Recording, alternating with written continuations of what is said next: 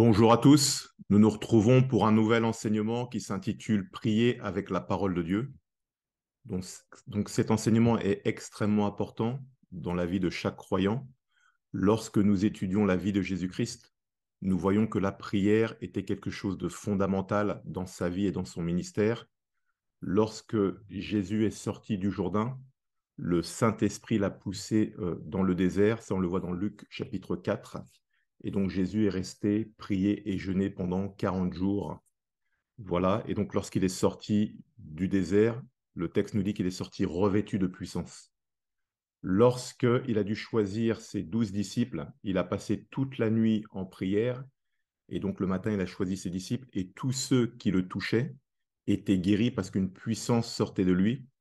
Et on voit que régulièrement, en fin de journée, Jésus se retirait à l'écart, généralement sur le mont des Oliviers, et il passait du temps dans la présence de Dieu, voire parfois toute la nuit.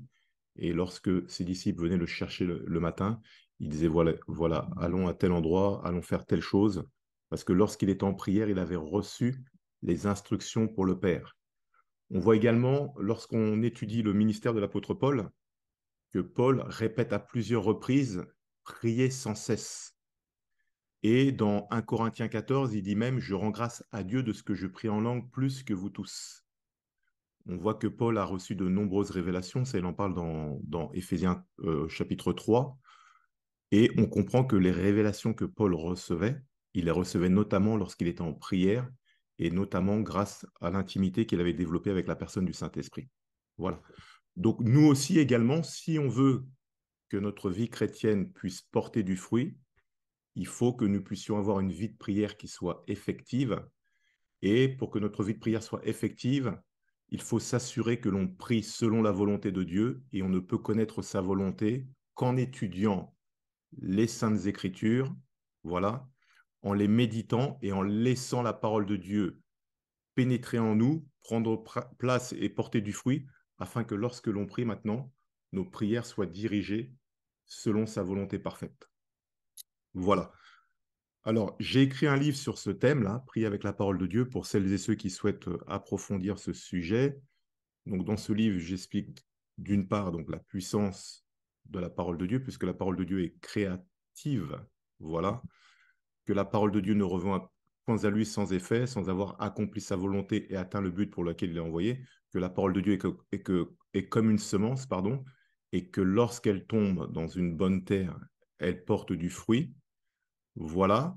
J'explique également comment formuler nos prières lorsque l'on s'adresse, qu'il s'agisse du Père, du Fils ou du Saint-Esprit. Donc pour le Père, la Bible dit, hein, faites connaître vos besoins au Père. Donc on va faire connaître nos besoins au Père, on va faire monter vers lui nos requêtes. Pour le Fils, il accomplit l'œuvre parfaite à la croix. Donc le Fils, on va plutôt le glorifier. Jésus, tu es notre Seigneur, tu es notre Sauveur, tu es notre Roi, tu es la parole faite chair. Voilà, tu es l'agneau de Dieu, tu es le lion de la tribu de Juda. Donc on va plutôt glorifier le Fils. Et le Saint-Esprit, la Bible dit donc dans 2 Corinthiens chapitre 13, verset 14, que l'amour de Dieu, voilà, la faveur du Seigneur Jésus-Christ et la communion du Saint-Esprit soient votre partage. Et donc le mot pour communion, c'est koinonia, ça veut dire la communion, la communication. Et donc le Saint-Esprit, c'est lui qui nous conduit dans toute la vérité. Ça, on le voit dans Jean 16. Voilà, tous ceux qui sont fils de Dieu sont conduits par l'Esprit de Dieu. Ça, c'est dans Romains 8. Et donc le Saint-Esprit, c'est notre paraclétos. Jésus a dit dans Jean 16, il vous est avantageux que je m'en aille, voilà, pour que lui vienne, et je prierai le Père afin qu'il vous donne un autre consolateur. Le mot pour consolateur, c'est paraclétos, qui a au moins 7 significations en français. Paraclétos qui veut dire donc consolateur, avocat, intercesseur, conseiller, celui qui nous assiste, celui qui nous fortifie. Voilà, donc voilà quelques-unes des attributions du Saint-Esprit. Et donc, c'est lui qui vient nous conduire, qui vient nous parfaire, qui vient nous transformer à l'image parfaite de Christ. Donc, j'explique un petit peu le rôle de chacun, voilà, et comment communier avec chaque personne de la Trinité. Voilà, il y a également plus d'une vingtaine de modèles de prière et également plus d'une vingtaine de proclamations. selon la parole de Dieu, en nous appuyant sur la parole de Dieu. Alors, le but de cet enseignement aujourd'hui, c'est vraiment de comprendre l'importance de prier selon la volonté parfaite de Dieu, car nous sommes dans des temps particuliers. Beaucoup de croyants sont découragés parce qu'ils prient et ils ne voient pas de réponse à leurs prières. Et donc, certains d'entre eux arrêtent de prier. Voilà. Or, comme l'a dit Léonard Ravenhill, hein, qui était un pasteur, là, il a dit « Aucun homme n'est plus grand que sa vie de prière ». En d'autres termes, c'est notre vie de prière qui va déterminer notre dimension spirituelle et notre capacité de porter du fruit qui va glorifier le nom de notre Seigneur Jésus-Christ. Du coup, cet enseignement se décline en 4 parties. La première partie s'intitule « La création par la parole ». On va voir que la parole de Dieu est créatrice. Voilà. Dans Ésaïe 55, hein, la Bible dit que sa parole ne revient point à lui sans effet, sans avoir accompli sa volonté, sans avoir atteint le but pour lequel il l'a envoyé. Voilà. Deuxième partie, Dieu parle aux hommes. On va voir que dans l'Ancien Testament, Dieu parlait aux hommes essentiellement par l'intermédiaire des prophètes. Troisième partie, on verra comment prier de manière efficace. Il faut simplement connaître quelques prérequis. Et enfin, quatrième partie, on verra un modèle de prière et de proclamation tiré justement du livre pour vous montrer comment, lorsqu'on connaît les Écritures, on peut formuler nos prières. Alors, première partie, la création par la parole. Lorsqu'on étudie le livre de la Genèse, le chapitre 1, on s'aperçoit que Dieu a tout créé par sa parole. Et lorsque Dieu parlait, ses paroles étaient suivies d'une action. Et donc, on comprend que la parole de Dieu est créatrice et qu'elle amène à l'existence les choses qui n'existent pas. Voilà. Lorsque l'on regarde Genèse, chapitre 1, verset 3, la Bible dit « Au commencement, Dieu créa les cieux et la terre était informe et vide. Il y avait des ténèbres à la surface de l'abîme et l'Esprit de Dieu se mouvait au-dessus des eaux. Dieu dit que la lumière soit et la lumière fut. » Donc, le premier verset, c'est « Au commencement, Dieu créa les cieux et la terre ». Dans ce verset, on voit que le cosmos était en parfait équilibre. Cependant, au verset 2, la terre était informe et vide. Il y avait des ténèbres à la surface de l'abîme. On s'aperçoit qu'un événement, qu'un cataclysme s'est produit entre le verset 1 et 2 pour que l'on passe d'un environnement parfait à un environnement chaotique. Car l'expression informe et vide vient de l'hébreu tohu bohu, qui signifie désolation, désastre, chaos, amas, amas de matière, quoi. Voilà. Et donc, la conséquence, c'est qu'il y a des ténèbres à la surface de l'abîme. Mais l'Esprit de Dieu se mouve au-dessus des eaux. Voilà. La plupart des théologiens s'accordent à dire qu'entre le verset 1 et le verset 2, le cataclysme qui s'est produit correspond à la chute d'un ange chérubin qui était aux côtés de Dieu. Voilà. Que Jérôme de Stridon, qui a traduit la Bible en latin, a nommé Lucifer et qui aujourd'hui est devenu un prénom, voilà, ou un nom commun, alors qu'au départ, Lucifer, ça vient du latin lux, L-U-X, qui veut dire lumière, et ferré, F-E-2-R-E, et Lucifer veut dire au départ porteur de lumière. Voilà.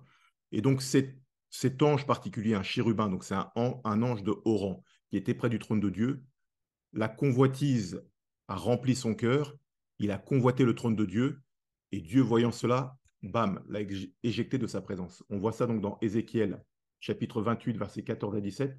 Tu étais un chérubin protecteur aux ailes déployées, je t'avais placé et tu étais sur la sainte montagne de Dieu, tu marchais au milieu des pierres étincelantes, tu as été intègre dans tes voies depuis le jour où tu fus créé, jusqu'à celui où l'iniquité a été trouvée chez toi. Par la grandeur de ton commerce, tu as été rempli de violence et tu as péché. Je te précipite de la montagne de Dieu et je te fais disparaître, chérubin protecteur du milieu des pierres étincelantes. Ton cœur s'est élevé à cause de ta beauté, tu as corrompu ta sagesse par ton éclat. Je te jette par terre, je te livre en spectacle au roi. Voilà. Donc c'est la chute de Lucifer qui a produit ce cataclysme.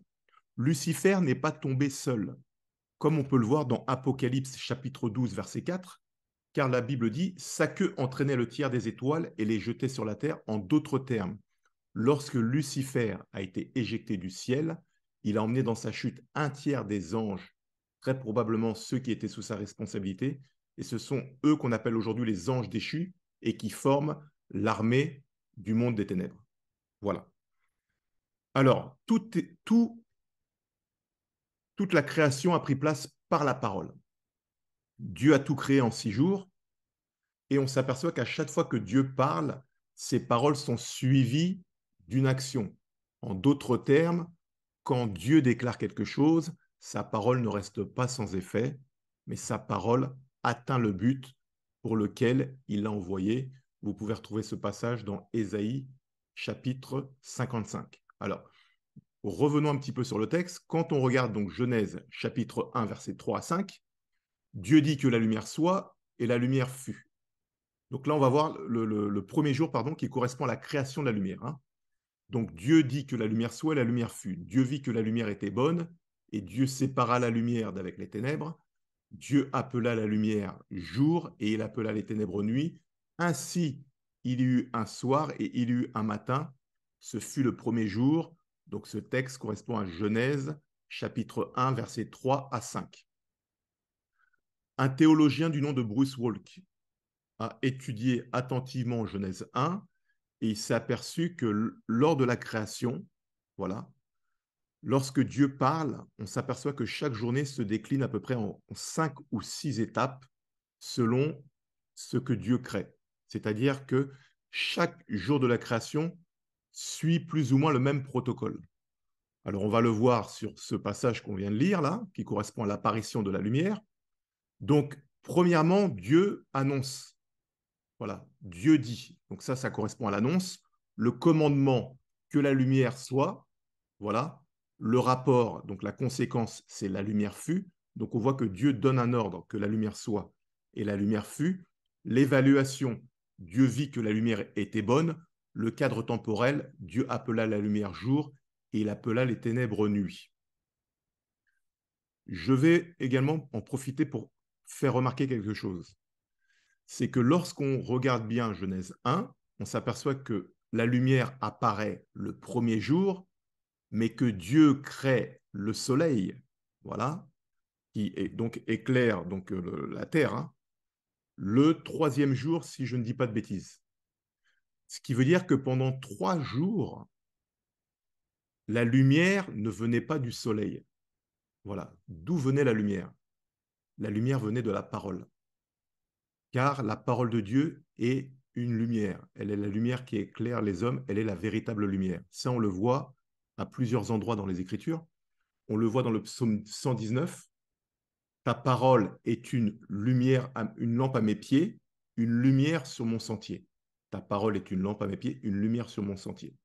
On le voit également, toujours dans le psaume 119, la révélation de tes paroles éclaire, elle donne de l'intelligence aux simples. On le voit également ça dans Jean chapitre 1, versets 1 à 5. Au commencement était la parole, pardon, la parole était avec Dieu, la parole était Dieu, il était au commencement avec Dieu. Toutes choses ont été créées par elle et rien de ce qui a été créé n'a été créé sans elle. En elle était la vie et la vie était la lumière des hommes. Voilà. Donc la parole de Dieu est la lumière des hommes. C'est la raison pour laquelle plus vous lisez la parole de Dieu, plus votre intelligence spirituelle s'éclaire. C'est aussi pour cela que vous avez des personnes qui ne sont pas croyantes. Elles vont dans un magasin, une librairie, elles achètent une Bible. Et alors qu'elles lisent la Bible, elles commencent à croire en Dieu parce que alors qu'elles lisent la Bible, la lumière vient éclairer leur intelligence. Et c'est également comme ça que lorsque vous cherchez des réponses et que vous lisez les Écritures, la parole vient éclairer votre esprit. Voilà. On voit également que Dieu dit que la lumière soit, la lumière fut. Et lorsqu'une personne entend la parole, la Bible dit que la parole vient de ce que l'on entend, la foi, pardon, vient de ce que l'on entend, et ce que l'on entend vient de la parole de Dieu. Lorsqu'une personne entend la parole de Dieu, la parole est comme une semence. Hein. La parole tombe dans son cœur, elle produit la foi, et cette foi vient illuminer son cœur de telle sorte que cette personne qui, peut-être il y a quelques semaines, ne croyait pas en Dieu, commence à croire en Dieu parce que lorsque la parole tombe dans son cœur comme une semence, elle produit la lumière. Voilà. Donc, beaucoup de gens aujourd'hui dans notre société cherchent la lumière au travers de spiritualité, on le voit bien, hein, tels que le New Age, les spiritualités alternatives, le New Age, le spiritisme, etc., etc., ils cherchent la lumière. Or, Jésus est la véritable lumière. Jésus a dit, je suis le chemin, la vérité et la vie. Voilà, je suis la lumière du monde. Nul ne vient au Père que par moi. Donc, la véritable lumière se trouve en Jésus-Christ. Voilà. Alors, maintenant, ce qu'on va voir, on va voir quelque chose qui n'apparaît pas forcément dans l'Ancien Testament. Lorsqu'on voit au commencement Dieu créa les cieux et la terre, donc dans la version francophone, on a Dieu au singulier. OK? Donc, dans notre compréhension, nous assimilons que Dieu au singulier correspond pour nous au Père. Mais lorsque l'on regarde maintenant attentivement le mot hébreu qui est utilisé pour Dieu, c'est le mot Elohim. Elohim correspond à Dieu au pluriel avec un X. Voilà, parce que Dieu au singulier, c'est Eloah. Alors pourquoi je prends le temps de préciser ça, qui peut-être peut vous sembler un détail, ce n'est pas un détail. C'est parce qu'en fait, on va voir que la Trinité était en action dès Genèse chapitre 1. Voilà, ça n'apparaît pas forcément dans la version francophone, premièrement parce qu'on a Dieu au singulier, voilà, premièrement parce qu'on a Dieu au singulier, mais également parce que c'est lorsqu'on va maintenant dans le Nouveau Testament qu'on comprend ce que l'on appelle aujourd'hui la doctrine de la Trinité, c'est-à-dire que Dieu est unique, il y a un seul Dieu, voilà. Mais ce seul Dieu est en trois personnes, Dieu le Père, Dieu le Fils, Dieu le Saint-Esprit. C'est un mystère que beaucoup n'arrivent pas à appréhender. Donc on a Dieu le Père, Dieu le Fils et Dieu le Saint-Esprit, trois personnes distinctes qui en même temps sont une seule, Dieu. Voilà. On voit ça lorsque Jésus envoie ses disciples. Il dit, faites de toutes les nations des disciples, baptisez-les au nom du Père, du Fils et du Saint-Esprit. On le voit également lorsque Jésus se fait baptiser, il sort du Jourdain, donc Jésus c'est le Fils de Dieu, voilà, qui s'est incarné sous une forme humaine pour pouvoir révéler le Père et pour pouvoir offrir sa vie comme sacrifice pour les péchés du monde. Donc il sort de l'eau, le Saint-Esprit descend sur lui sous la forme d'une colombe, et une voix se fit entendre du ciel, voici mon Fils bien-aimé en qui j'ai mis toute mon affection. Et dans ce passage-là, on voit également Dieu le Père, Dieu le Fils, Dieu le Saint-Esprit. Voilà. Alors, donc je viens de le mettre là. Donc Eloah correspond à Dieu au singulier, Elohim, Dieu au pluriel. Donc concernant l'emploi de Elohim qui correspond à Dieu au pluriel, plusieurs explications sont apportées par différents théologiens, hein. Voilà. J'en ai retenu deux, les deux principales. La principale concerne le fait que, contrairement à la grammaire française, le pluriel dans la grammaire hébraïque peut être utilisé pour des appellations dont le référent est par nature grand ou complexe. En d'autres termes, le fait que Dieu soit supérieur à toute la création, ça pourrait justifier le fait que l'on ajoute un X pour montrer sa supériorité par rapport aux autres. Voilà. Donc ça, c'est un usage qui est fait dans la grammaire hébraïque. La deuxième explication, un certain nombre de théologiens considèrent que le mot Elohim désigne en réalité la Trinité. Voilà. Pourquoi? Parce que, donc toujours dans Genèse 1, cette fois-ci au verset 26, lorsque Dieu maintenant vient pour créer l'homme, il dit faisons l'homme à notre image, à notre ressemblance. Donc là, on voit que c'est l'usage du pluriel qui est utilisé, pardon. Voilà. Faisons l'homme à notre image et à notre ressemblance. Genèse chapitre 1, verset 26. Moi, j'opte pour l'hypothèse de la Trinité parce que lorsque l'on regarde attentivement le Nouveau Testament, on s'aperçoit tout au long des Écritures que la Trinité est en travail et en mouvement. Voilà. Rappelons-nous, hein, l'Ancien Testament est l'ombre des choses à venir. C'est-à-dire que si l'on se base uniquement sur l'Ancien Testament, on a une compréhension incomplète des Écritures parce qu'il y a beaucoup de révélations qui apparaissent dans le Nouveau Testament. Voilà. Et donc, on est obligé d'étudier les deux, l'Ancien et le Nouveau, et maintenant le Saint-Esprit va nous apporter un éclairage pour nous aider à comprendre les Écritures.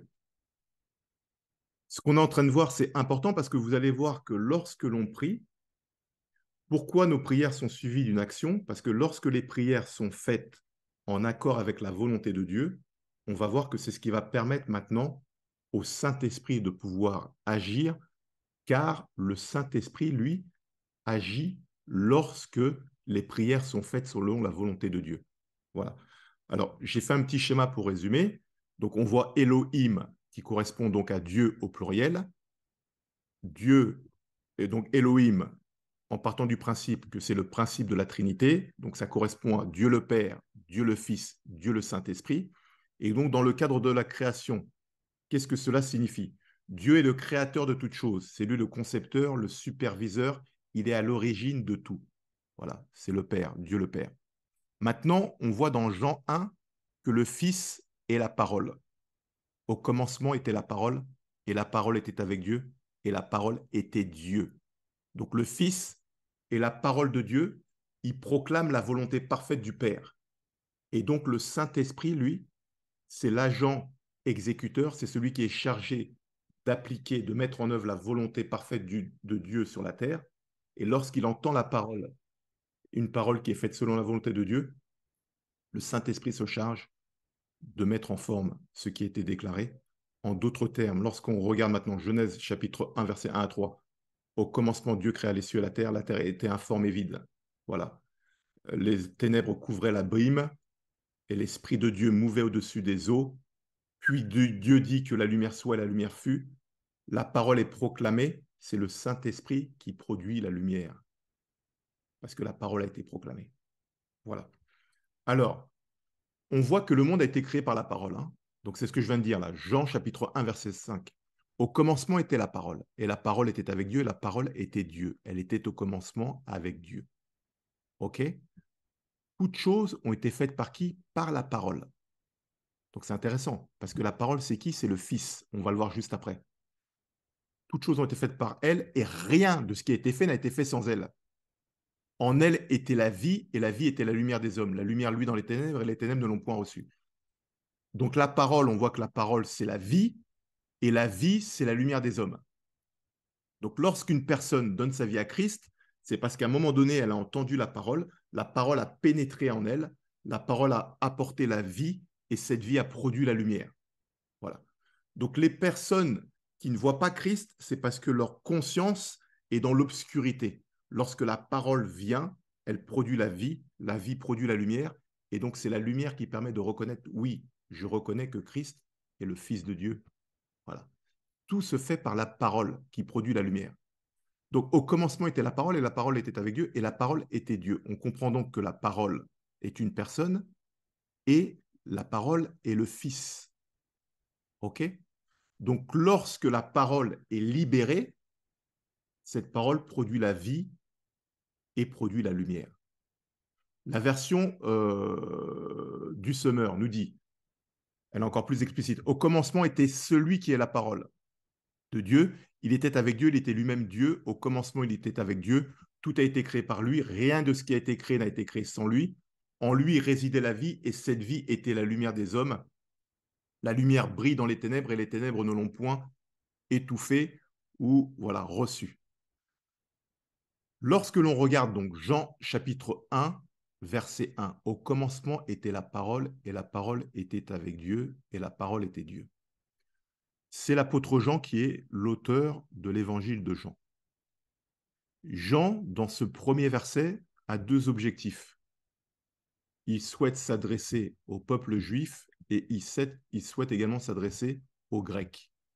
Lorsque Jean commence avec au commencement, il choisit volontairement cette formulation pour reprendre la formulation qui correspond à Genèse 1, au commencement, Dieu créa les cieux et la terre. Et donc, Jean commence avec au commencement. C'est pour faire un lien et pour dire que celui qu'on attendait, c'était lui qui était Dieu. Voilà. Au commencement était la parole. Au commencement, Dieu créa les cieux et la terre. Jean fait un lien entre les deux pour s'adresser au public juif. Voilà. Et le mot en hébreu au commencement, c'est Bereshit. Voilà. Était la parole. Maintenant, le mot qu'utilise Jean, c'est le mot logos. Et logos, c'est un mot grec, parce que le Nouveau Testament est écrit en grec. Hein. Et ce mot grec est particulier pour les Grecs, puisque eux, à cette époque, ils allaient dans des amphithéâtres et ils venaient discourir. Voilà, les philosophes venaient présenter leur découverte, leur sagesse. Et donc le logos correspond à la raison pour les Grecs. Du coup, Paul dit au commencement, ça c'est pour s'adresser aux Juifs, était la parole. Il utilise le logos, c'est pour s'adresser aux Grecs. Voilà. Et donc, qu'est-ce que le logos? On va le voir juste après. Le logos, je vais commencer en bas là. Les Grecs parlaient beaucoup du logos. Et selon la philosophie grecque, tout préexistait dans une pensée. Tout ce que vous voyez existait en pensée avant de prendre forme. En d'autres termes, cette chair ici a commencé par une pensée. Un artisan avait dans son esprit un dessin, une idée pour un podium. Il l'a donc dessiné sur un morceau de papier, mais c'était l'expression de sa pensée. Ainsi, avant d'exister, toute chose a préexisté dans une pensée. Voilà. Ainsi, pour le philosophe grec, la pensée était à l'origine des choses. Eh bien, la Bible vous ramène un peu plus en arrière. Elle dit que s'il y a une pensée, il doit y avoir un penseur, car il ne peut y avoir de pensée sans penseur. OK? Donc, le Père est le créateur, il est à l'origine de toute chose. C'est lui le superviseur, c'est lui le penseur, l'initiateur, celui qui est à l'origine de tout. Voilà. Le Fils est le Logos, il est la parole. Et donc on voit dans Jean chapitre 1, verset 14, et la parole a été faite chair, et elle habitait parmi nous pleine de grâce et de vérité, et nous avons contemplé sa gloire, une gloire comme la gloire du Fils unique, venu du Père. Donc le Fils de Dieu, qui était de toute éternité près du Père, voilà, s'est dépouillé de sa gloire, s'est rendu semblable aux hommes. Donc la parole Logos a été faite chair, elle est venue parmi les hommes, et donc c'est la parole qui est venue révéler le Père aux hommes. Voilà. Donc lorsque Jésus dit repentez-vous car le royaume de Dieu est venu jusqu'à vous, l'arme principale qu'a utilisée Jésus, c'était la parole. Et lorsqu'il parlait, la parole en fait était déployée et la parole est comme une semence et quand la parole tombait dans des cœurs où la terre était fertile, la parole produisait la foi, elle apportait la lumière. Et c'est comme ça que des gens ont commencé à le suivre. Voilà. Tout a été créé par la parole. Donc c'est intéressant de bien comprendre ça parce que c'est vrai que si on ne comprend pas ça, on va limiter le rôle du Fils de Dieu à sa venue sur terre, en fait.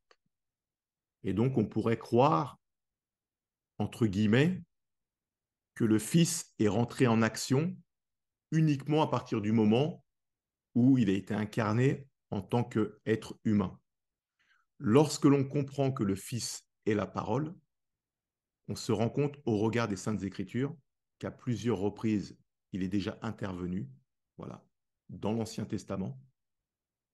On ne peut pas tout savoir en détail, hein, puisque le mot Elohim, c'est la Trinité qui est en action. Mais on voit que le Fils étant la parole, il a déjà joué un rôle prépondérant dans la création. Et donc les versets qu'on va voir là viennent une fois de plus le confirmer, puisque il, donc Jésus, Colossiens chapitre 1, versets 15 à 17, il est l'image du Dieu invisible. Voilà. C'est pour ça que Jésus a dit, celui qui m'a vu a vu le Père. Voilà. Le premier-né de toute la création, car en lui ont été créées toutes les choses qui sont dans les cieux et sur la terre, les visibles et les invisibles, trône, dignité, domination, autorité, tout a été créé par lui et pour lui. Il est avant toute chose et toute chose subsiste en lui. Voilà. Hébreux chapitre 1, verset 2. Dieu, dans ces jours qui sont les derniers, nous a parlé par le Fils. Il a établi héritier de toutes choses et c'est par lui aussi qu'il a créé l'univers. Par qui? Par le Fils. Dans d'autres versions, c'est par lui qu'il a aussi créé les mondes, ce qui correspond au monde visible et invisible. Et enfin, dans Hébreux chapitre 1, verset 8 à 10, donc c'est Dieu qui parle maintenant, il dit, mais il dit au Fils, donc Dieu dit au Fils, ton trône, ô Dieu, est éternel. Donc Dieu appelle son Fils Dieu. Voilà. Ton trône, ô Dieu, est éternel. Le sceptre de ton règne est un sceptre de justice. Tu as aimé la justice et tu as détesté la méchanceté. C'est pourquoi, ô Dieu, ton Dieu t'a désigné par onction comme roi, de préférence à tes compagnons avec une huile de joie. Et c'est toi, Seigneur, donc c'est Dieu qui parle, hein. C'est Dieu qui parle de son Fils. Et c'est toi, Seigneur, qui, au commencement, a fondé la terre et le ciel est l'œuvre de tes mains. Comment le Fils a fondé la terre? Par la parole, parce qu'il est la parole. Voilà. Le Saint-Esprit maintenant, lui, l'une de ses missions, notamment dans l'Ancien Testament, mais également dans le Nouveau, on va le voir, c'est de mettre en œuvre la volonté du Père. Voilà. On va voir 3 exemples. Premier exemple, lorsque Jésus chasse les démons, les pharisiens lui reprochent le fait que Jésus chasse les démons par Belzébul. Et donc Jésus leur répond dans Luc chapitre 11, versets 14 à 20. Si donc Satan est divisé contre lui-même, comment son royaume subsistera-t-il puisque vous dites que je chasse les démons par Belzébul? Et si moi, je chasse les démons par Belzébul, vos fils, par qui les chassent-ils? Voilà. J'en profite pour ouvrir une parenthèse. Si quelqu'un ne chasse pas les démons par le nom de Jésus-Christ, la question que nous devons nous poser, c'est chasse-t-il vraiment les démons? Puisque le royaume de Satan ne peut se diviser contre lui-même. Voilà. Je referme la parenthèse. Ensuite, si c'est pourquoi ils seront eux-mêmes vos juges, mais si c'est par le doigt de Dieu que je chasse les démons, le royaume de Dieu est donc venu vers vous. Maintenant, dans Matthieu chapitre 12, verset 28, Matthieu reprend le même passage, sauf qu'il va remplacer le doigt de Dieu par l'Esprit de Dieu. Matthieu a écrit, mais si c'est par l'Esprit de Dieu que je chasse les démons, le royaume de Dieu est donc venu vers vous. En d'autres termes, en comparant les 2 passages, on comprend que le doigt de Dieu correspond à l'Esprit de Dieu. Alors pourquoi ça c'est intéressant? Parce que dans notre deuxième exemple maintenant, qui correspond à la création de la terre, on lit dans le psaume 8, chapitre 3, verset à 4, quand je contemple les cieux, ouvrage de tes mains, la lune et les étoiles que tu as créées, qu'est-ce que l'homme pour que tu te souviennes de lui, et le Fils de l'homme pour que tu prennes garde à lui. Maintenant, lorsqu'on regarde le même passage dans la version Darby, le texte dit, quand je regarde tes cieux, l'ouvrage de tes doigts, la lune et les étoiles que tu as disposées, qu'est-ce que l'homme pour que tu te souviennes de lui, et le Fils de l'homme pour que tu le visites.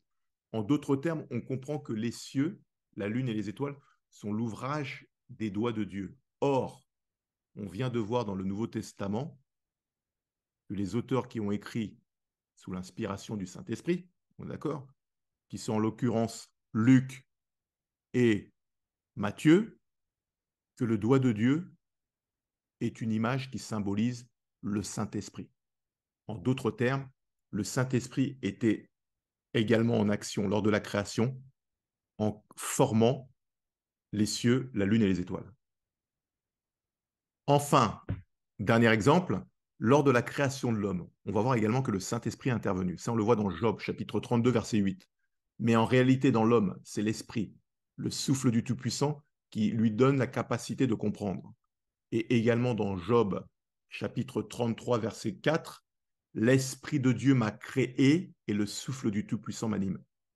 L'Esprit de Dieu m'a créé. OK. Donc, si on résume tout cela, Dieu est le fondateur, le créateur, le superviseur, il est à l'origine de toute chose. Le Fils est la parole, tout a été créé par la parole. Le Saint-Esprit est celui qui est chargé maintenant de mettre en œuvre la parole de Dieu.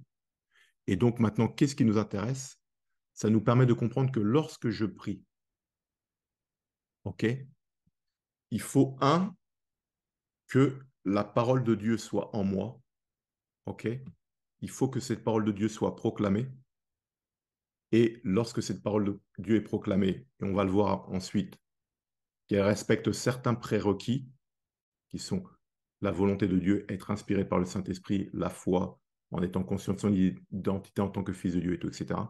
Le Saint-Esprit maintenant entend la parole et se charge de mettre en œuvre les prières ou les proclamations qui ont été faites avec foi.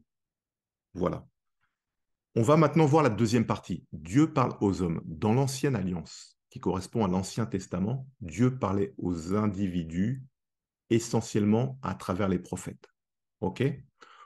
La Bible dit, donc la Bible, c'est la révélation par le Saint-Esprit du cœur et de la pensée de Dieu. Ça, c'est une définition de Bruce Walk que j'aime beaucoup. Je vais répéter. La Bible est la révélation par le Saint-Esprit du cœur et de la pensée de Dieu. Voilà. Et donc, dans 2 Timothée, chapitre 3, versets 16 à 17, toute écriture est inspirée de Dieu est utile pour enseigner, 1, pour convaincre, 2, pour corriger, 3, pour instruire dans la justice, 4, afin que l'homme de Dieu soit accompli et propre à toute bonne œuvre. La Bible se compose de 66 livres, il y a plus d'une quarantaine d'auteurs, mais chacun d'entre eux, bien que ce soit des êtres humains imparfaits, ont été inspirés par le Saint-Esprit, et c'est sous l'inspiration du Saint-Esprit qu'ils ont rédigé ces livres. Et donc la Bible n'est pas un simple livre euh, théologique ou historique. La Bible correspond à la parole de Dieu. La Bible est la pensée de Dieu révélée aux hommes pour se faire connaître à eux. Et donc la Bible, lorsqu'elle reste simplement au stade d'écriture, voilà, elle ne peut pas porter du fruit car la Bible dit que la lettre tue, mais l'esprit vivifie. C'est lorsque la Bible maintenant devient une parole révélée qu'elle vient produire dans le cœur de ceux qui la lisent et qu'elle vient produire la vie. C'est la raison pour laquelle, lorsque nous lisons les Écritures, c'est important d'inviter le Saint-Esprit et de lui demander de nous conduire dans notre lecture et de nous enseigner afin que nous puissions comprendre la pensée de Dieu. Voilà.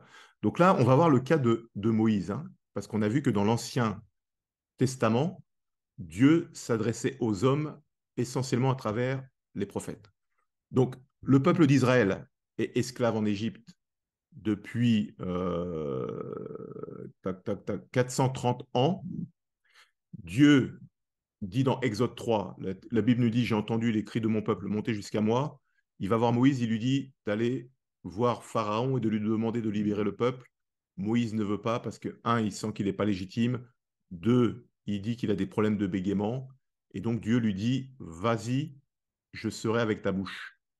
Donc ça, on le voit dans Exode chapitre 4, verset 15. Moïse dit à l'Éternel, ah Seigneur, je ne suis pas un homme doué pour parler, et cela ne date ni d'hier ni d'avant-hier ni même du moment où tu as parlé à ton serviteur.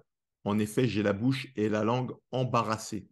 L'Éternel lui dit, qui a donné une bouche à l'homme? Qui rend muet ou sourd, capable de voir ou aveugle? N'est-ce pas moi l'Éternel? Maintenant, vas-y, je serai moi-même avec ta bouche et je t'enseignerai ce que tu devras dire. Moïse dit, ah Seigneur, envoie quelqu'un d'autre que moi. Alors la colère de l'Éternel s'enflamma contre Moïse. N'y a-t-il pas ton frère, Aaron le Lévite? Je sais qu'il parlera facilement, lui. Le voici même qui vient à ta rencontre. Quand il te verra, il se réjouira dans son cœur. Donc là, qu'est-ce qu'on voit là? Dieu dit au verset 12, je serai moi-même avec ta bouche et je t'enseignerai ce que tu devras dire. Là, on va voir juste après qu'il y a un parallèle avec le ministère de Jésus. Jésus va dire lui-même, le Fils ne fait rien de lui-même. Il ne fait que ce qu'il voit le Père dire et il dit, les paroles que je vous dis, je ne dis pas de moi-même. Voilà. Et donc, c'est ce qui a fait la puissance du ministère de Jésus. C'est qu'en fait, il répétait la volonté parfaite du Père. Voilà. Et donc, pourquoi Moïse a eu un tel succès auprès de Pharaon? C'est parce que Moïse répétait la volonté parfaite du Père à Pharaon. Voilà. Et donc, Moïse, et donc s'il y a eu les 10 plaies, c'est simplement parce que Dieu a endurci le cœur de Pharaon, hein, voilà, pour pouvoir montrer sa gloire aux Égyptiens et au peuple environnant. Mais si Dieu n'avait pas endurci le cœur de Pharaon, dès la première, entre guillemets, sommation, Pharaon aurait cédé et il aurait laissé partir le peuple. Voilà. Autre élément intéressant, c'est dans Exode chapitre 7, Exode chapitre 7, verset 1. Le texte dit, vois, je te fais Dieu pour Pharaon et Aaron ton frère sera ton prophète. Et donc le mot Dieu ici, c'est Elohim. Donc Dieu dit à Pharaon, tu seras mon représentant devant Pharaon. Et comme je suis avec ta bouche et que je t'enseignerai ce que tu devras dire, ben, tout ce que tu vas dire deviendra effectif car ce sont mes paroles que tu vas déclarer. Voilà. En d'autres termes, on voit que Moïse était devenu en quelque sorte la bouche de Dieu auprès de Pharaon. Deuxième exemple avec Ézéchiel. Donc dans Ézéchiel chapitre 2, versets 7 à 10, Dieu dit à Ézéchiel, tu leur diras mes paroles, qu'ils écoutent ou qu'ils n'écoutent pas, car ce sont des rebelles. Et toi, fils de l'homme, écoute ce que je vais te dire. Ne sois pas rebelle comme cette famille de rebelles. Ouvre ta bouche et mange ce que je te donnerai. Je regardais, voici, une main était étendue vers moi et elle tenait un livre en rouleau. il le déploya devant moi et il était écrit en dedans et en dehors, des lamentations, des plaintes et des gémissements y étaient écrits. Qu'est-ce qu'on voit dans ce texte? Ézéchiel mange le rouleau et ensuite il déclare ce qui était inscrit dans le rouleau. Voilà. Et donc, ça nous montre que si nous lisons régulièrement la parole et que nous mémorisons certains passages des Écritures, lorsque maintenant nous allons prier et que nous allons déclarer cette parole, elle deviendra effective lorsque elle respecte encore certains prérequis que nous allons voir juste après. Voilà. Et donc, le succès de Jésus reposait sur le fait qu'il avait totalement dédié sa vie à Dieu. Voilà. Il a dit dans le jardin de Gethsémanée, voilà, Père, s'il est possible que cette coupe s'éloigne de moi. Toutefois, non pas ma volonté, mais ta volonté. Voilà. Et donc, le fait que Jésus soit totalement soumis au Père, c'est ce qui lui a permis en fait d'avoir un tel impact durant son ministère. Alors, Jésus, lui, il est venu parler de la part du Père. Donc, dans l'Ancienne Alliance, dans l'Ancien Testament, Dieu s'adressait aux hommes par l'intermédiaire des prophètes. Donc, ces hommes-là, ces prophètes, étaient revêtus du Saint-Esprit, et lorsque Dieu voulait parler aux hommes, le Saint-Esprit les saisissait et commençait à dire « Voici ce que dit l'Éternel, ainsi parle l'Éternel », et il commençait à déclarer la volonté de Dieu. Voilà. Sous l'inspiration du Saint-Esprit. Voilà. Dans le Nouveau Testament, Jésus, le Fils, est venu parler directement de la part du Père. Donc on le voit ça dans Hébreux chapitre 1, versets 1 à 3. Après avoir autrefois, à de nombreuses reprises et de bien des manières, parlé à nos ancêtres par les prophètes, Dieu, dans ces jours qui sont les derniers, nous a parlé par le Fils, il l'a établi héritier de toutes choses, et c'est par lui aussi qu'il a créé l'univers. Ce qui est intéressant, c'est que Jésus ne prenait aucune initiative de lui-même. On le voit ça dans Jean chapitre 14, versets 9 à 10. Il y a si longtemps que je suis avec vous, et tu ne m'as pas connu, Philippe. Celui qui m'a vu a vu le Père. Comment dis-tu, montre-nous le Père? Ne crois-tu pas que je suis dans le Père et que le Père est en moi? Les paroles que je vous dis, je ne les dis pas de moi-même. Et le Père qui demeure en moi, c'est lui qui fait les œuvres. Voilà. Le succès de Jésus repose sur le fait que les paroles qu'il disait, il ne les disait pas de lui-même. Il répétait les paroles que le Père lui disait de dire. Voilà. Et donc, on se rend compte que c'est la raison pour laquelle toutes ces prières recevaient une réponse, puisque Jésus, bien qu'il soit 100% homme et 100% Dieu, a vécu sur la terre en tant qu'homme. Et donc, il s'est soumis à toutes les conditions humaines. Et au travers de ça, il est venu également nous montrer le chemin à suivre pour ceux qui veulent marcher comme lui sur la terre. Voilà. Et donc, Jésus avait 100% d'exaucement. Et ça, on le voit notamment dans Jean chapitre 11, versets 41 à 44. Donc, Lazare est mort. Il a été mis donc, dans un sépulcre là, depuis plusieurs jours. Et Jésus arrive, il se tient devant le tombeau et il dit, Père, je te rends grâce de ce que tu m'as exaucé. Donc c'est intéressant parce que le temps est au passé composé. Il a même pas encore prié qu'il dit, tu m'as déjà exaucé. Et ensuite il dit, pour moi, je savais que tu m'exauces toujours. Mais j'ai parlé à cause de la foule qui m'entoure, afin qu'ils croient que c'est toi qui m'as envoyé. Et ayant dit cela, il cria d'une voix forte, Lazare sort, et le mort sortit, les pieds et les mains liés de bandes et le visage enveloppé d'un linge. Jésus leur dit, déliez-le et laissez-le aller. Jean chapitre 11, versets 41 à 44. Pourquoi Jésus savait que le Père l'exauce toujours? Simplement parce qu'il répétait ce que le Père lui disait de dire. Voilà. En d'autres termes, si on veut que le Père nous exauce toujours, il faut que l'on prie selon la volonté de Dieu. Alors, comment prier de manière efficace? Les prérequis de la parole de Dieu pour une prière efficace. Donc, j'ai listé quelques éléments. Voilà, peut-être qu'il y en a d'autres, mais c'est pour nous donner déjà une petite idée. Notre prière doit être faite en étant conscient de notre identité d'enfant de Dieu. En effet, lorsqu'on se présente devant Dieu, on ne vient pas pour supplier Dieu ou le quémander, voilà, parce que nous ne sommes pas des étrangers, nous sommes des fils et des filles de Dieu dès lors que nous lui avons donné notre vie et qu'il est venu vivre en nous par son esprit. Voilà. C'est la raison pour laquelle vous verrez que dans l'Ancien Testament, on va parler de Dieu. Les Israélites s'adressaient à Dieu en l'appelant Dieu. En revanche, lorsque le Fils de Dieu est venu, il a dit « mon Père ». Et donc dans Matthieu 6,6, il dit, lorsque ses disciples lui disent « enseigne-nous à prier », il dit « lorsque vous priez, dites « Notre Père qui est aux cieux, que ton nom soit sanctifié ». Donc le Fils appelait Dieu son Père. C'est la raison pour laquelle les pharisiens voulaient le tuer, parce que pour eux, c'était un blasphème. Donc nous, il faut qu'on soit conscient de notre identité. On est enfant de Dieu. Hein. Voilà. Et comme on est enfant de Dieu et que Dieu est amour, voilà, Jean 3,16, hein, Dieu a tant aimé le monde qu'il a donné son Fils unique, afin que quiconque croit en lui ne périsse point, mais qu'il ait la vie éternelle. Ou on le voit encore dans Jean, dans la première épître de Jean, Dieu est amour. Voilà. Donc lorsqu'on vient, il faut qu'on soit conscient de notre identité d'enfant de Dieu. Et ça, on le voit dans Matthieu chapitre 7, verset 11. Si donc méchants comme vous l'êtes, donc les hommes, hein, si vous qui êtes méchants, vous savez donner de bonnes choses à vos enfants, à combien plus forte raison votre Père qui est dans les cieux donnera-t-il de bonnes choses à ceux qui les lui demandent? Deuxièmement, notre prière doit être inspirée par le Saint-Esprit. Ça, on le voit dans Éphésiens chapitre 6, verset 18. Faites en tout temps par l'Esprit toutes sortes de prières et de supplications. Voilà, veillez cela avec une entière persévérance et priez pour tous les saints. Donc, il faut que nos prières soient inspirées par le Saint-Esprit. Ensuite, notre prière doit être en accord avec la parole de Dieu.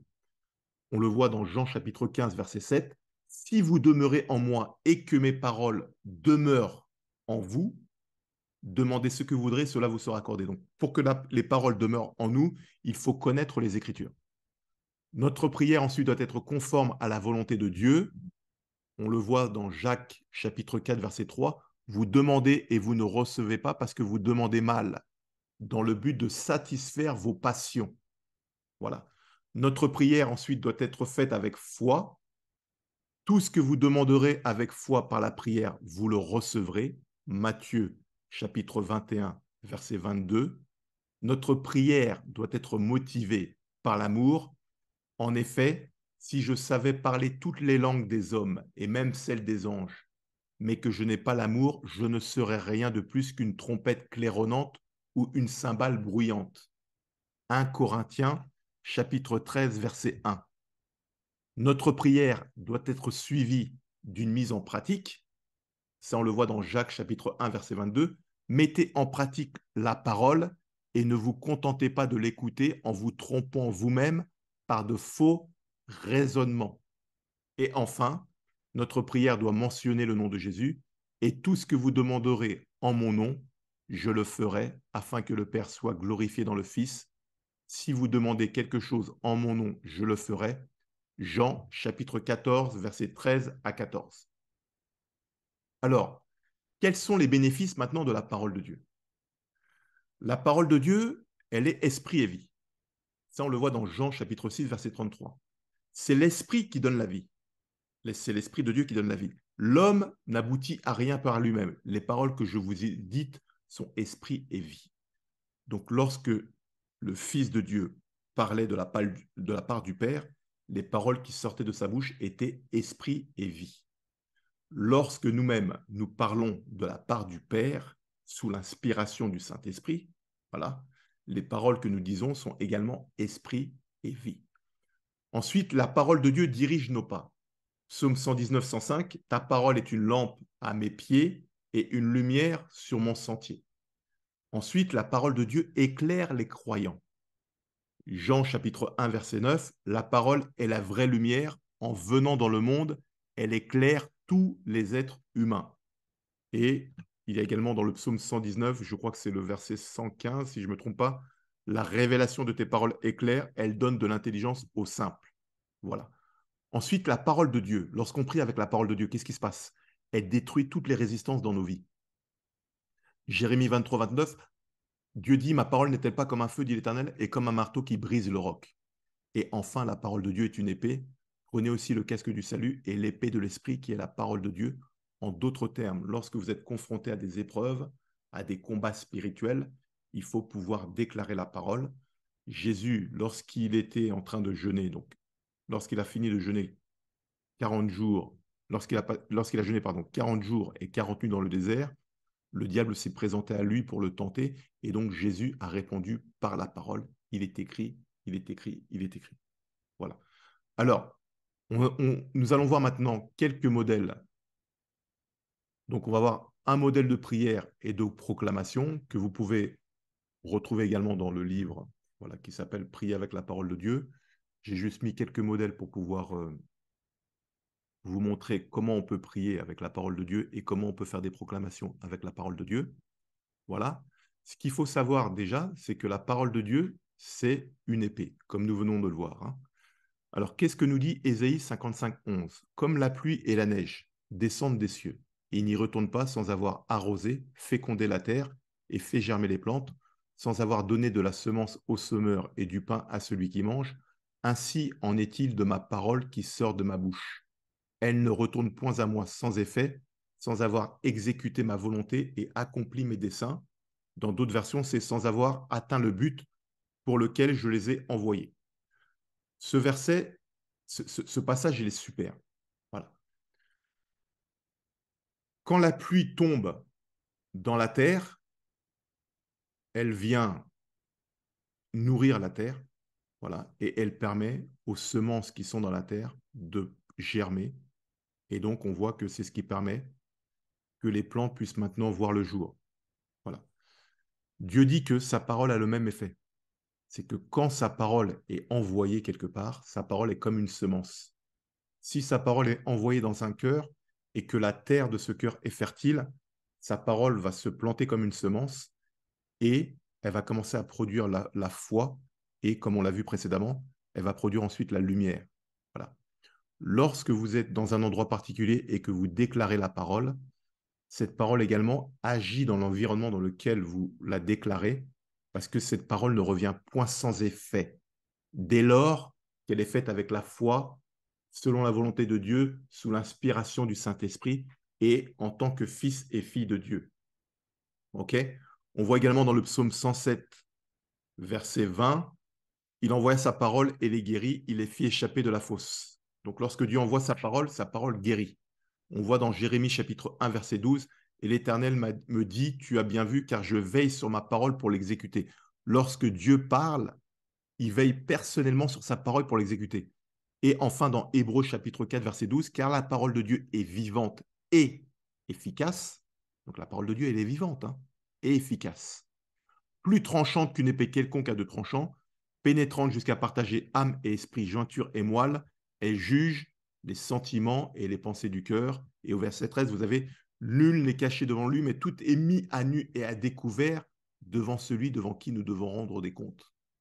Voilà. Donc on voit que la parole de Dieu, elle est puissante. La parole de Dieu, elle est efficace. La parole de Dieu amène à l'existence les choses qui n'existent pas. La parole de Dieu est efficace pour guérir, elle est efficace pour détruire toute forme de résistance, elle produit la vie, elle apporte la lumière. La parole de Dieu est la vie, elle est esprit et vie. Voilà. Donc lorsqu'on comprend tous ces éléments, on comprend l'importance maintenant de prier avec la parole. Alors, on va voir un petit modèle de prière que vous pouvez retrouver donc dans le livre Prier avec la parole de Dieu. Donc, je n'ai pas tout mis parce que c'était trop long, mais j'ai mis quelques passages. Donc, supposons que vous souhaitez prier pour que votre pensée soit renouvelée et pour que votre pensée soit vraiment maintenant en convergence avec la pensée de Christ. Voilà.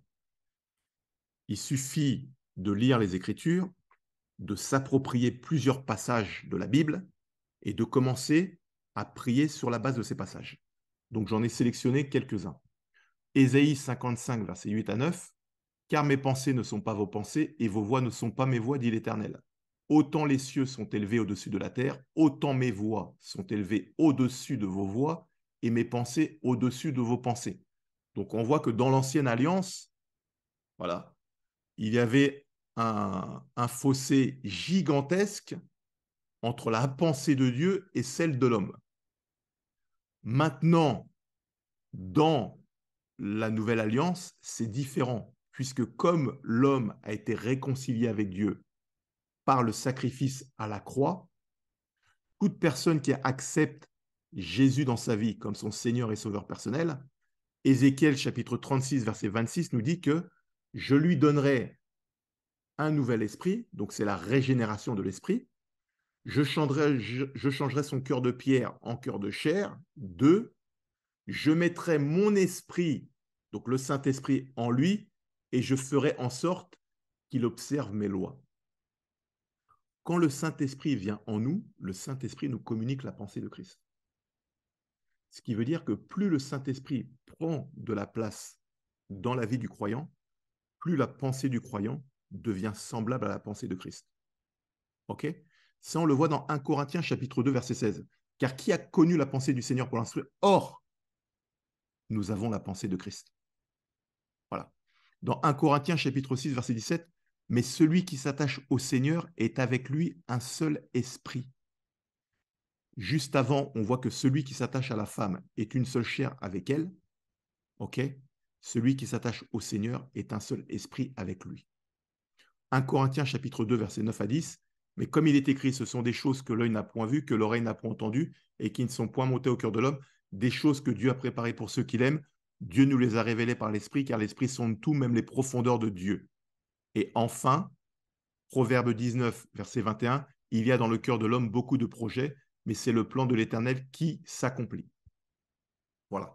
Donc, lorsque l'on souhaite que notre pensée soit renouvelée avec la pensée de Christ, on prend ces passages, on se les approprie et on prie sur la base de ces passages. Qu'est-ce que ça nous donne concrètement? Ça nous donne, Père, je prie que tes pensées soient toujours mes pensées et que ta volonté soit constamment ma volonté. Cette déclaration correspond à Ésaïe, chapitre 55, versets 8 à 9, qu'on vient de voir juste avant. Comme la pluie et la neige descendent des cieux et n'y retournent pas sans avoir arrosé, fécondé la terre. Voilà. Ensuite, je déclare que la pensée de Christ est ou devient ma pensée. Ça correspond à 1 Corinthiens chapitre 2 verset 16. Or, nous avons la pensée de Christ. Ensuite, je suis attaché au Seigneur Jésus-Christ. Par conséquent, je suis un seul esprit avec lui. Ça correspond à 1 Corinthiens chapitre 6 verset 17. Celui qui s'attache au Seigneur est un seul esprit avec lui. Ensuite, il y a des choses que mon œil n'a point vues, que mon oreille n'a point entendues et qui ne sont point montées dans mon cœur. Des choses que tu as préparées pour moi parce que tu m'aimes. Tu me les révèles par ton esprit, car le Saint-Esprit sonde tout, même les profondeurs de ton cœur. Ça correspond à 1 Corinthiens chapitre 2, versets 9 à 10, qu'on a vu juste avant. Il y a des choses que l'on n'a point vues, que l'on n'a pas entendues, qui ne sont point montées au cœur de l'homme, que Dieu a préparées pour ceux qu'il aime.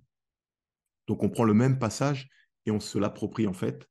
Et enfin, il y a dans le cœur de l'homme beaucoup de projets. Là. Voilà, donc ça c'est la version originale. Et donc, quand on se l'approprie, c'est il y a dans mon cœur beaucoup de projets, mais je prie pour que ce soit les tiens qui s'accomplissent dans ma vie, ce qui correspond à Proverbe, chapitre 19, verset 21. Voilà. Donc là, on vient de voir un modèle de prière. On va voir maintenant un modèle de proclamation. J'ai sélectionné également quelques versets, je n'ai pas tout mis. Voilà, sinon ça aurait été trop long. Mais alors, je suis enfant de Dieu. Donc c'est important maintenant de proclamer son identité et de régulièrement proclamer son identité. Plus tu proclames régulièrement ton identité, plus cela vient s'enraciner en toi parce que la foi vient de ce que l'on entend. Voilà. Et ce que l'on entend vient de la parole de Dieu. Donc, j'ai été crucifié avec Christ. Et si je vis, ce n'est plus moi qui vis, c'est Christ qui vit en moi. Si je vis maintenant dans la chair, je vis dans la foi au Fils de Dieu qui m'a aimé et qui s'est livré lui-même pour moi. Galates chapitre 2, verset 20. Si quelqu'un est en Christ, il est une nouvelle créature, les choses anciennes sont passées, voici toutes choses sont devenues nouvelles. 2 Corinthiens chapitre 5 verset 17. L'Esprit lui-même rend témoignage à notre esprit que nous sommes enfants de Dieu.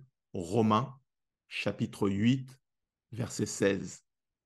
Car tous ceux qui sont conduits par l'Esprit de Dieu sont fils de Dieu. Romains chapitre 8 verset 14. Car vous êtes tous fils de Dieu par la foi en Jésus-Christ.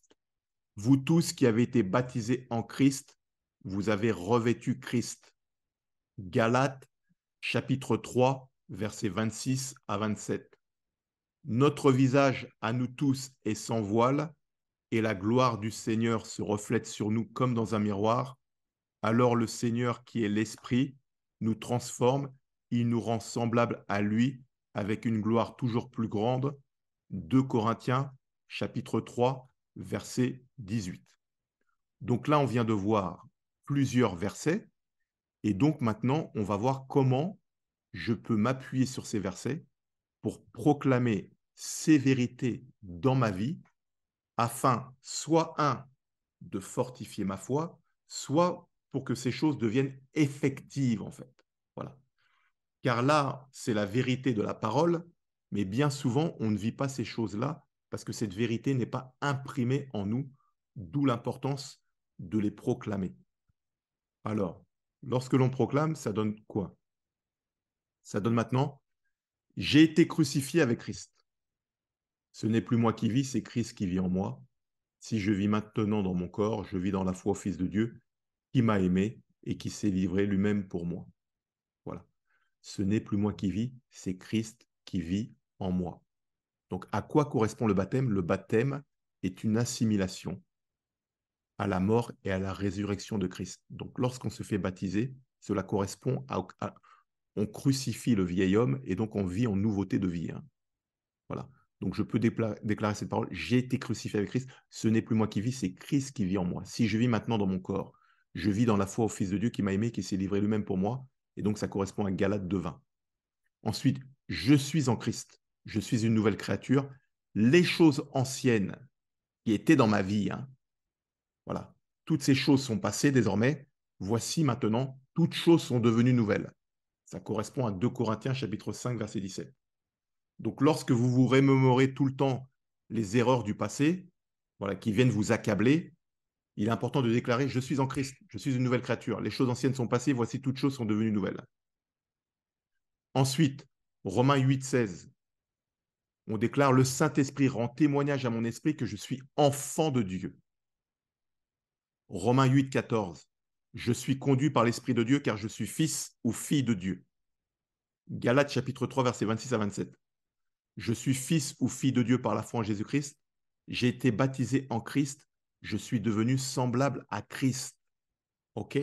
Le verset original, c'est car vous êtes tous fils de Dieu par la foi en Jésus-Christ. Vous tous qui avez été baptisés en Christ, vous avez revêtu Christ. Et bien, lorsque je m'approprie ce passage, je peux dire je suis fils ou fille de Dieu par la foi en Jésus-Christ. J'ai été baptisé en Christ. Je suis devenu semblable à Christ. Voilà. Et enfin, 2 Corinthiens chapitre 3, verset 18, le verset original dit notre visage à nous tous est sans voile et la gloire du Seigneur se reflète sur nous comme dans un miroir. Alors le Seigneur qui est l'Esprit nous transforme, il nous rend semblables à lui avec une gloire toujours plus grande. Et donc lorsque je m'approprie ce verset, je déclare mon visage est sans voile et la gloire du Seigneur se reflète sur moi comme dans un miroir. Alors le Seigneur qui est l'Esprit me transforme, il me rend semblable à lui avec une gloire toujours plus grande. Voilà. En conclusion, nous avons vu que pour que nos prières soient effectives, il faut, qu'elles correspondent à la volonté de Dieu. OK. Il faut ensuite pouvoir les déclarer, les proclamer avec foi. Et lorsqu'on les déclare et qu'on les proclame avec foi, le Saint-Esprit peut alors mettre en œuvre ces paroles dans nos vies ou les mettre en action selon les déclarations que nous avons pu faire. En voyant le rôle de la Trinité, on s'aperçoit que la manière de construire nos prières, nous devons donc avoir conscience que lorsque parfois nous n'avons pas de résultat, lorsque nous prions, c'est parce que, comme on l'a vu avec Jacques, nous prions mal afin de satisfaire notre chair. Voilà. Et on sait dans Galates que Galates 5 nous dit que la chair a des désirs contraires à ceux de l'esprit. Donc, si nous voulons prier selon la volonté parfaite de Dieu, il faut que nous puissions prier sous l'inspiration du Saint-Esprit. Et donc, nous devons méditer les Écritures, connaître la volonté de Dieu, manger la parole comme Ézéchiel a mangé le rouleau. Voilà. Et donc, lorsque maintenant nous commençons à prier sous la conduite du Saint-Esprit, avec foi, selon la volonté parfaite de Dieu, voilà, en étant conscient de notre identité d'enfant de Dieu, nous pouvons nous assurer que la parole qui va sortir de notre bouche ne reviendra point sans effet, car elle a été initiée par Dieu lui-même à travers son esprit. Voilà. Notre enseignement est terminé. Très bonne journée à tous.